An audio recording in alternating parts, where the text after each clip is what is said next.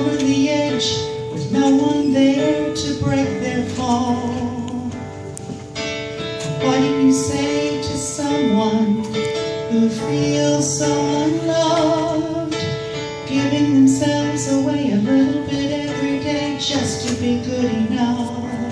And what do you say to a hopeless soul who can't